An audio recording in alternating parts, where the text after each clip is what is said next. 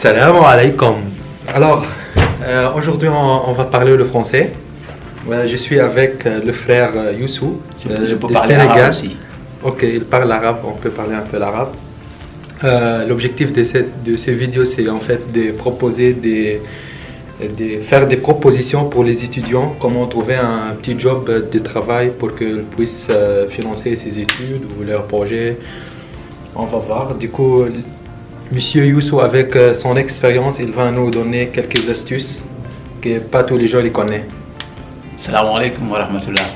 Donc moi c'est Youssou. Vous pouvez dire Youssouf pour les Arabes, comme ça vous facilitera la prononciation et aussi pour pouvoir retenir le nom. Donc avec Azam, on va parler aujourd'hui de quelques bons plans que les étudiants peuvent faire quand ils arrivent en France. Il y en a beaucoup, mais moi je vais vous parler de mon expérience personnelle. Je ne vais pas vous raconter des choses que moi je n'ai pas vécues. Bon, même si je peux vous parler d'autres astuces qui pourraient vous servir, mais aujourd'hui je vais exclusivement vous parler de mon expérience personnelle ou d'expérience des gens que je connais. Donc du coup très rapidement en fait on va rentrer dans les détails. Pour moi en fait quand un étudiant il arrive en France, donc ça dépend de son diplôme. Tu peux plus haut, parler plus haut. D'accord, donc pour moi ça dépend de leur diplôme. Pour les étudiants qui ont un peu de temps, c'est-à-dire qui sont en licence ou bien en master, en fait ce que je leur propose dans un premier temps c'est de regarder au CROUS. Le CROUS. Donc pour moi en fait le CROUS c'est un bon recruteur dans la mesure où ils ont plusieurs entités. Il y a le restaurant, il y a aussi le, comment ça s'appelle encore, l'accueil, voilà. Travail de nuit. Voilà, l'accueil.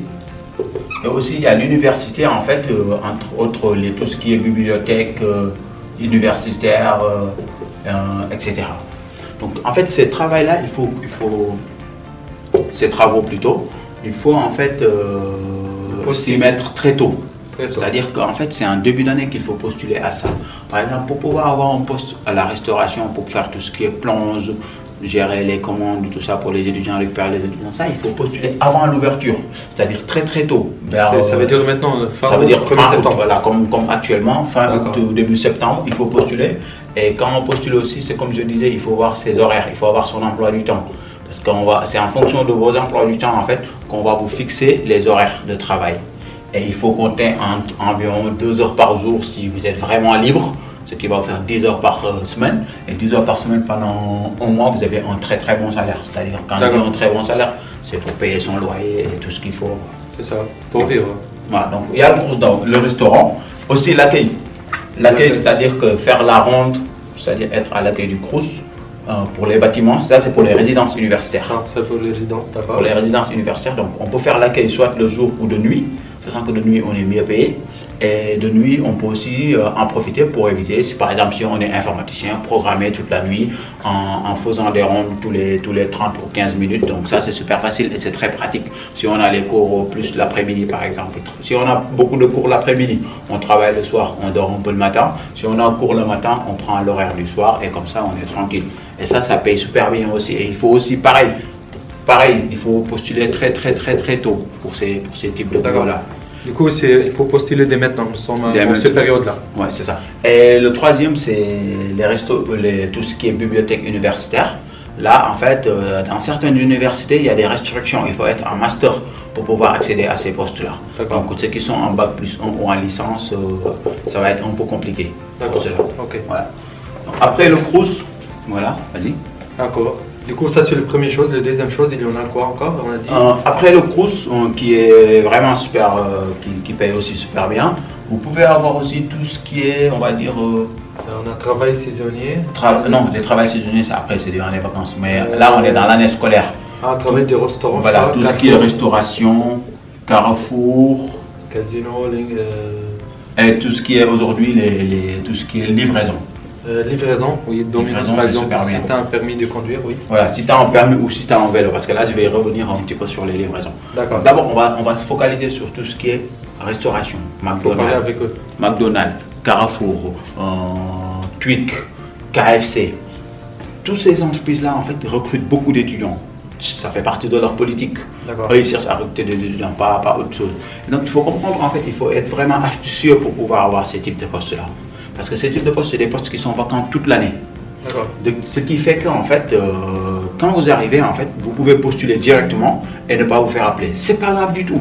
Il faut postuler, multiplier les postes, multiplier les candidatures et ainsi de suite. En fait, et à intervalle de temps, en fait, rappeler ou bien repasser à demander de nouveau. Voilà, demander de nouveau où est-ce qu'ils en sont et proposer son CV aussi. Parce qu'il y en a toujours des gens qui. Parce qu'il y en a toujours des gens qui partent en stage, qui postulent. Et ça, c'est durant toute l'année. Il n'y a pas de période fixe. Même si durant les vacances, il y a un peu plus d'offres parce qu'il y a beaucoup d'étudiants qui partent en stage, tout ça. Donc, il y a beaucoup plus d'offres durant les vacances. Mais c'est durant toute l'année. Et ça, en fait, on peut le faire pour de courte durée ou c'est pour longue durée? Parce que je connais la plupart du temps, en fait, ils te font un CDI. Ils te font un CDI, un contrat étudiant, un CDI sur 20 heures ou 24 heures. Et là, parce que je connais quelqu'un, en fait, qui l'a postulé pour l'été seulement pour travailler un mois. En été, ils ont dit pour lui, non, on préfère les étudiants qui ont... Par exemple. Et du coup, si tu comptes travailler que l'été, tu dis rien. Tu dis rien, alors tu dis oui, moi je signe. Voilà, et après quand tu veux partir, tu démissionnes et tu quittes, personne ne va te retenir. Il faut faire attention à ça. Même vous ne montez pas ici, vous disiez oui, on va rester pour un an, mais tu travailles un mois et après tu démissionnes. Par exemple, c'est la vie. Un exemple, c'est que tu es en master, tu dois faire un stage de 6 mois plus tard. Quand tu arrives, ne leur dis pas que tu dois quitter, que tu es dispo, tu dis oui tout de suite. Tu es dispo toute l'année? Oui, je suis dispo. Ça c'est encore, ou si tu veux démissionner plus tard, tu démissionnes. Voilà, et après, tu as les livraisons aujourd'hui. Aujourd'hui, en fait, dans toutes les villes de la France, tu as des Deliveroo, tu as Uber Eats, tu as Stewart. Donc, c'est des applications de livraison. Mais ça, pour le faire, il faut avoir un statut auto-entrepreneur. Ça, c'est la subtilité. Il faut avoir un statut auto-entrepreneur. C'est facile à faire. Il faut juste le faire. Tu le fais sur Internet. Et tu as ton statut auto-entrepreneur. Tu achètes un bon vélo. Ça, c'est important d'investir sur un bon vélo. Parce que vu que tu vas beaucoup solliciter ton vélo, c'est important d'investir sur un bon vélo. Mais ça rapporte plus que tout le reste. D'accord. Si tu acceptes, en plus, tu es plus flexible. En fonction de ton emploi du temps, tu travailles ou tu ne travailles pas. Tu as des examens, tu règles ton emploi du temps comme tu veux. Ça, c'est super. C'est pas pareil que c'est bien payé, celle-là? C'est mieux payé que tout ça. Comment ça? C'est-à-dire que si en fait, la livraison, il est payé pour ne pas dire de bêtises, parce que ça varie tout le temps. Tu peux être payé minimum 3 € la livraison. Sachant que dans les petites villes, la livraison, ça dure au maximum 15 minutes. Donc, si tu en fais beaucoup, en 2 heures de temps, tu peux te faire 50 € ou tout ce que tu veux, quoi. Ça dépend. Ça dépend de la force de tes jambes, quoi. Comment tu vas pédaler. Et dans quelle ville je trouve, est-ce qu'il y a beaucoup de concurrence ou pas? Mais ça paye bien. Après, c'est différent des livraisons que tu peux faire avec Domino's, avec la moto, voilà, Speed Burger, tout ça. Ça, c'est différent. Ça, tu es recruté, alors que là, tu es ton propre employé. Ça, c'est super pratique. Donc tous ces boulots-là qu'on a parlé tout de suite là, ce sont des boulots que vous pouvez faire durant l'année scolaire, à tout moment, durant les vacances, durant l'année scolaire. Mais maintenant, à côté de ça, vous avez des travaux, des boulots que vous pouvez faire durant les vacances et qui sont super pratiques pour pouvoir se faire un petit 3 000, 4 000 € durant les vacances, pour pouvoir avoir de l'argent de poche à l'ouverture. Parmi ces boulots, on peut citer tout ce qui est travaux saisonniers. Donc, là, c'est les travaux saisonniers. En arabe, شغل موسمي يعني حواش تنظيف. Voilà, et là, on va dire qu'il y a 3 catégories. Il y a cette catégorie-là qui est aller travailler à Carrefour, tout ça. Mais il y a 2 autres catégories qui sont hyper importantes. C'est soit aller faire ce qu'on appelle les vendanges, c'est-à-dire aller cueillir les fruits et légumes.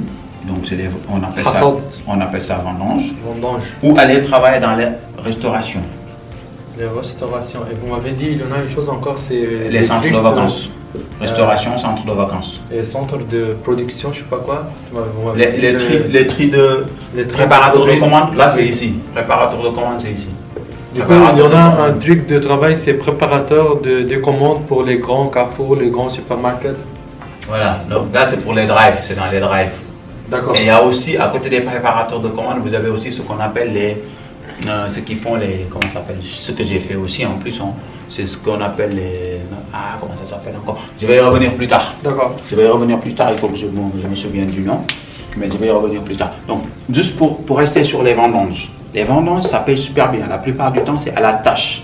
C'est-à-dire, on vous paye ce que vous avez travaillé. Je vous laisse le bureau, voilà. Le tableau. On vous paye ce que vous avez travaillé. C'est-à-dire que, je donne un exemple. En Bretagne, s'il y a des étudiants qui sont à Brest ou à Rennes, en Bretagne, en fait, durant les vacances, vous pouvez aller ce qu'on appelle les cocos. C'est-à-dire ce sont des gros haricots. Et ça, en fait, vous travaillez là-bas de 8h à 20h si vous voulez, hein, c'est comme vous voulez. Et vous êtes même payé à la journée si vous voulez.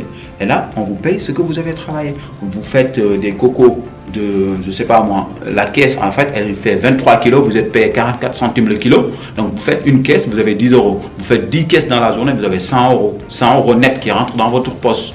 Donc, c'est ce qu'on appelle le travail à la tâche. Donc, c'est dans les vendanges. Il y en a en Bretagne, c'est les cocos. Si vous allez dans la région sud, Toulouse, tout ça, c'est les pommes. Si vous allez un peu vers Poitiers, l'Est, Troyes, tout ça, c'est les vignes, donc le vin et tout ça. Donc, chacun va voir où est-ce que ça l'arrange et il va aller là-bas. Mais il faut se dire que c'est des boulots qui sont vraiment difficiles. C'est vraiment difficile, c'est pas quelque chose de donné. Vous allez vraiment galérer, quoi, quand vous y allez. Et quand vous y allez, il faut soit prévoir un camping. Il faut investir environ 50 euros pour un camping et un petit matelas gonflable pour avoir le confort minimal, ou payer des campings sur place qui va vous coûter un peu plus cher. Quand vous amenez votre camping, c'est dans les 5 euros par jour, alors que si vous louez votre cabano à vous, ça peut coûter un peu cher. Alors, mais une question se pose, comment on peut trouver ça en fait? Ça, c'est très facile à trouver en fait. Soit vous connaissez quelqu'un qui a déjà travaillé dans ça, vous lui demandez le numéro du producteur, vous appelez le producteur, il vous dit quand est-ce que ça commence et vous allez vous débarquer. Sinon, il faut chercher sur Internet, mais il n'y en a pas beaucoup sur Internet. Donc, il faut vraiment trouver quelqu'un qui connaît, qui vous donne les numéros, vous appelez, vous demandez est-ce que ça commence, vous partez, ou bien vous savez dans quels endroits se trouve, vous allez directement là-bas et demander aux gens là-bas. Et demander les producteurs sur place si les vendanges ont commencé ou pas. Par exemple, si vous allez dans une région comme Toulouse où il y a une dame qui est là-bas qui recrute beaucoup d'étudiants, il ne faut pas lui dire que vous êtes en prépa. Elle ne recrute pas les prépas. Ça, c'est une petite anecdote. Cette dame, elle ne recrute pas les prépas parce que pour elle, les prépas, c'est des personnes nonchalantes. Il ne faut rien dans les champs. Du coup, elle ne recrute pas de personnes qui est en prépa. Donc ça, je vous donne, c'est à Toulouse, comment ça s'appelle encore, à Montauban. Donc la dame qui fait les pommes là-bas, elle ne recrute pas de prépa. Ça, je vous donne. Hein. À côté de ça, vous avez la restauration. Donc le meilleur endroit pour travailler dans la restauration, c'est le centre-ville. Non, la région Corse. C'est quoi ça? Corse, la région Alpes-Côte d'Azur, on va dire, envie de dire. Tout ce qui est Corse, Monaco, Nice, le sud. Ah oui. Tout ce qui est Nice, Monaco, Corse, un petit peu Marseille et Montpellier.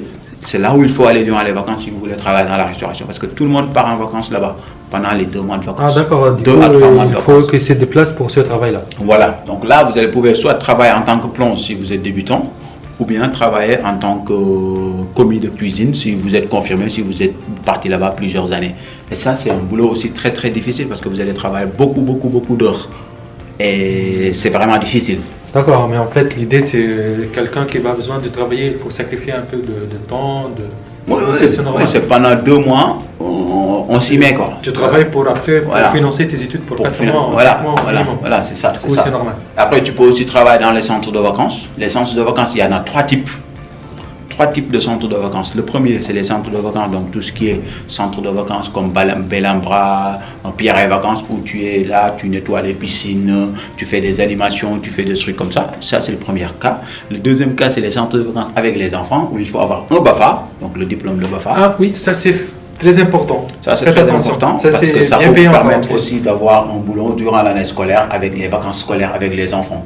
Alors ça, بتروحوا بتشتغلوا بتمشوا مع اطفال صغار بتروحوا بتجيبوهم من البيت. Ça c'est en fait, vous m'avez dit comment on peut trouver ça? Le BAFA.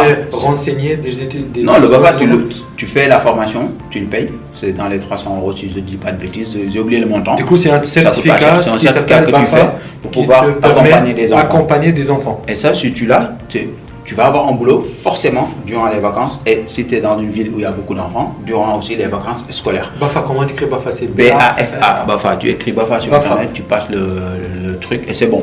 D'accord. Et sinon, le troisième, c'est de travailler avec les personnes qu'on appelle les personnes à mobilité réduite. Ce sont des personnes handicapées. Moi, je n'aime pas le terme handicapé, je préfère à mobilité réduite. Et c'est aussi des personnes un peu vieilles plutôt. Et c'est des personnes que tu vas aider à faire. Oui, ok, mais comment on trouve ça par exemple? Ça, par contre, tu peux le trouver sur Internet facilement. Hein. Tu tapes quoi? Tu tapes, par exemple, séjour de vacances, personnes mobilité réduite, tu vas trouver plein sur Internet. Et tu es logé, nourri, blanchi, et tu as 2 jours de repos par semaine. Et tu es payé même les jours de repos. Tu es payé à la journée, et c'est environ 35 € par jour hein, en moyenne. Voilà. Et ça, par contre, voilà. Si vous voulez beaucoup plus de détails, vous pouvez mettre des commentaires sur la vidéo et on essaiera de répondre. Mais voilà, ça nécessite quelques sacrifices. Ça commence un YouTube. Voilà, ça nécessite quelques sacrifices. Voilà, pour moi, en fait, c'est tout ce qu'il faut. Vous m'avez dit qu'il y en a une chose ici, par là. Voilà, la chose que vous avez oubliée ici, en fait, c'est ce qu'on appelle les inventaires. Les inventaires. Voilà, les inventaires, c'est-à-dire que le soir, en fait, les grands magasins, ils doivent compter le nombre de produits qui restent et le nombre de produits vendus. C'est ça, oui, c'est vrai. Et ça, en fait, tu peux te faire un petit 60-70 € la nuit. C'est parce que si tu commences à 23 h et que tu finis à 4 h du matin, tu es payé en tarif nuit. Et ça, c'est super pratique. En fait, c'est l'aide بالعربي بتروح على السنتر اللي بيوزعوا فيه produits pour les grands magasins. أو بتعد non, vous m'avez dit que c'est le travail dans le Carrefour elle-même. Oui, c'est dans le Carrefour. Tu viens, tu comptes les produits. مشان تعد le produit. Et ça, en fait, quand on parle de c'est bien payé, on va dire c'est 12 € par heure, c'est ça? Ouais, ça peut même monter plus parce que tu vas avoir des primes aussi.